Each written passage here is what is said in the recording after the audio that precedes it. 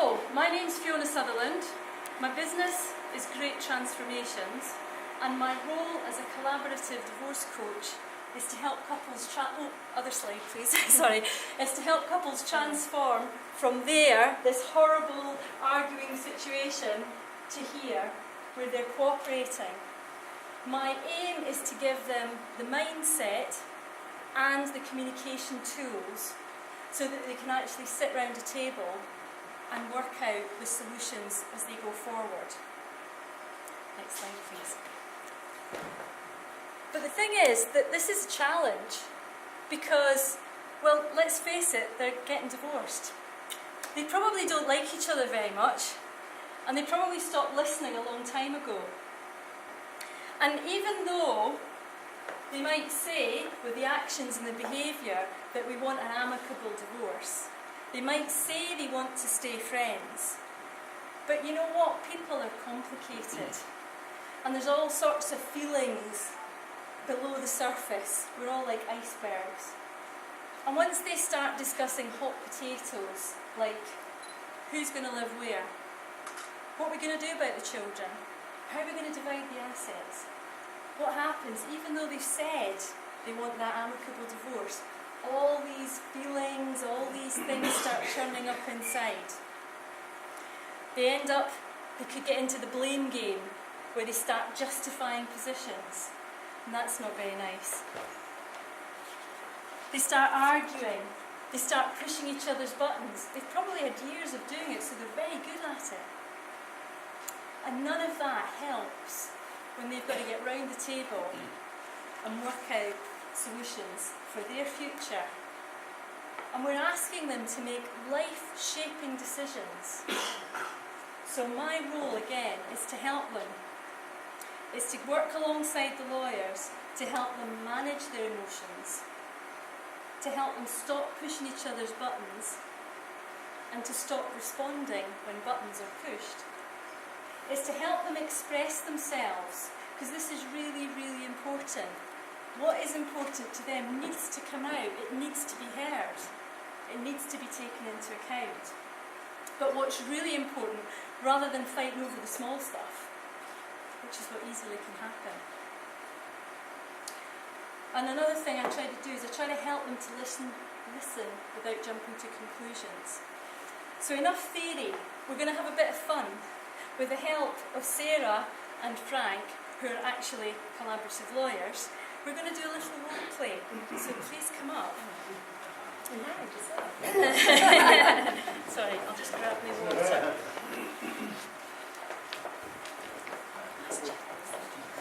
Okay, let me set the scene. I've already had individual conversations with each of them, so I've got an idea of what the hot buttons are and what's important to them. And also I had a first meeting with their lawyers and the two of them, where we mapped out on a flip chart what was really important to them, what they wanted for the children and stuff like that. And part of the collaborative process is that we want to anchor the good stuff. We want to anchor the things that are the common purpose, the common high-level objectives. And then we can refer back to that if they start to go off track. So that's the scene. So this is the first meeting with me and just the two of them, and we're going to discuss a few things that basically the lawyer said it would be best use of their budget and their time if they just met with me. Okay. Right, so we're just going to dive straight in. So, Sarah, you said that there were three things that we were going to discuss. We've discussed a few of them, but there was something on the agenda that you wanted to talk about. Well, there is actually. Frank, what's happening about my rent? Are you going to pay it for me, or am I going to end up taking my kids to live with my mum in Cardiff? You are not taking my kids to Cardiff. You can forget that straight away. Okay, hang on just a moment. Let me just check my understanding. At the meeting last week, did we agree that it was important for both of you that the kids maintain some stability, staying in this area and staying in the same kind of school and the same kind of social life? Yeah, I suppose so. Yeah. Yeah, yeah. And did we also agree that it was important for the kids to have a really good relationship, spend a lot of time with both their parents? Did we agree that? Oh, yeah, I suppose. Yeah? Okay, brilliant. So Sarah, moving to Wales, would that be helping or hindering achieving that objective? And of course I'd rather stay here. I'd have the kids see Frank all the time. Of course I want that. I don't want to live in Cardiff. My mum lives in Cardiff. I don't know why she lives there. It's just cheaper than here. My friends are here now. I like it here now. And I want the kids to grow up with an English accent, not a Welsh accent. I'm not saying I want to go. I'm just saying I might have to if I can't afford the rent. Okay, thank you. Thank you for clarifying that, Sarah. So what I'm hearing is that you do want to stay here, you do want the kids to spend time with their dad, and you do have a big concern about the rent. Yes. Okay, right. Let's just put the rent concern here for just one moment. We'll come back to it. Frank, you seemed quite concerned earlier when Sarah's talked about what she said. Now you've heard a bit more. Is everything okay with you? Well, it's not okay with me because Sarah's always changing her mind.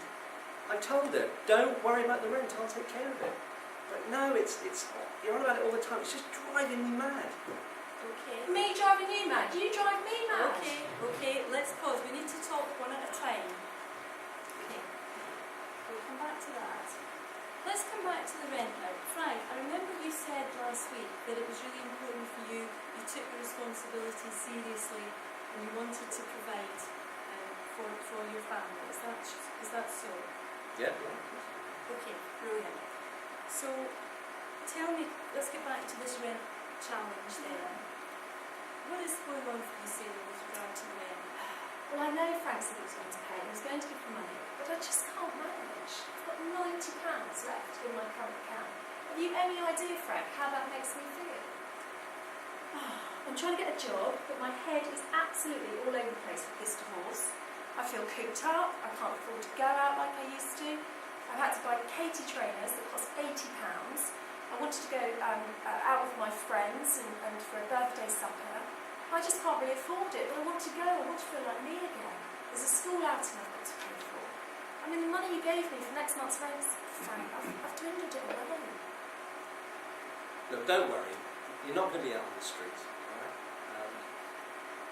I'll help you, but I need to know in advance about those extra expenses. I don't want to have them sprung on me at the last minute. I've got my own expenses, and I've got a budget, and so do you. That's all I can say. Okay, cut. So thank you very much. Can we just say hello to the sons of Glendower who joined us?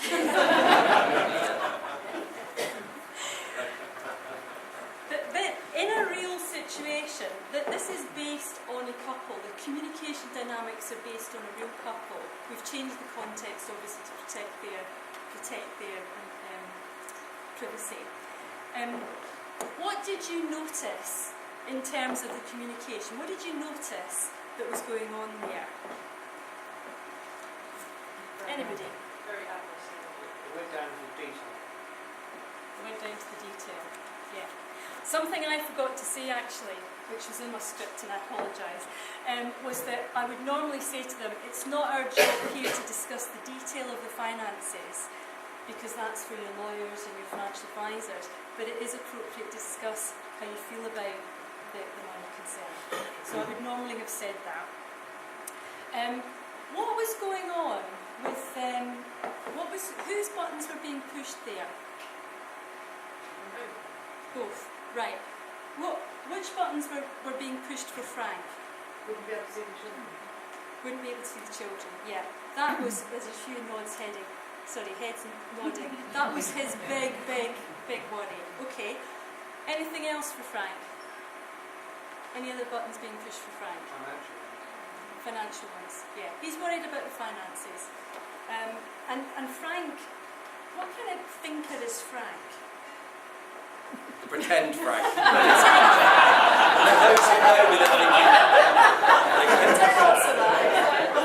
I did ask him to change his communication style for this role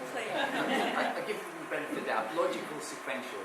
You're right, and you haven't seen this before. Well done, Jonathan. He is a logical, sequential thinker. He's a man. Not all men are like that. And Frank is much more visual and fast when he's his usual self. What kind of thinker is Sarah? She's emotional. She thinks as she speaks. Can you go on to the next slide, please, Chantal? So Frank's a reflector. He's process-driven. He needs to work things out. He looks at the world through different kinds of glasses from Sarah.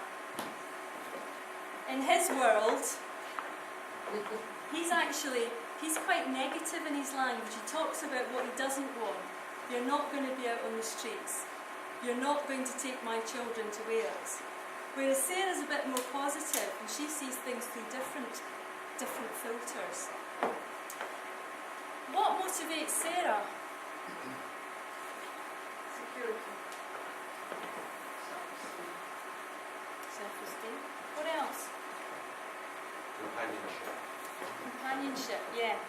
See, these are based on people I've worked with, and this lady is a very sociable lady. And what's driving her up the wall is that she needs people. She needs people. She needs to get out and meet people. And yet Frank cannot understand that at all because he's reflecting. He just likes things to be the same. Now, can you imagine when it comes to discussing things for the kids? Frank's going to see the world as a scary place. You want to keep things nice and safe. Sarah likes things to be different. She likes variety. And she's going to assume that her kids need the same, not the same. So one of the things that you do as a coach is that you help them understand, actually the next slide says that, but you help them understand the different communication patterns. You also need to help them manage their emotion. Now, I was just doing very simple, calm down, breathe. In some situations when I've watched the body language and you can see somebody's really quite upset underneath, you might break state by saying, oh, could you pass me the jug of water? It's as simple as that, but making them move stops them from being upset and then they're in a better position to gather their thoughts. Can we move on to the next one? So we're doing a little bit of looking at the communication patterns then. Some of the other things that I might do to help a couple like this, to understand where each other's coming from, is to do something called perceptual positions. I'm sure a lot of the NLP and therapists will know what that is. But we might get Sarah to pretend that she's Frank. Go and sit in a different chair. It's alright, you don't have to do it. But, but she knows that Frank likes stability. And she knows that Frank is very concerned about having his children round about. So if she actually goes and sits in his chair and pretends she's him, and I ask her, now what's it like when your wife says she might go to Wales with the children? She will get a huge insight into how he's thinking, which is the best learning she'll get to then stop before she says things like that. So she then learns to adapt her behaviour to stop pushing his buttons. Make sense?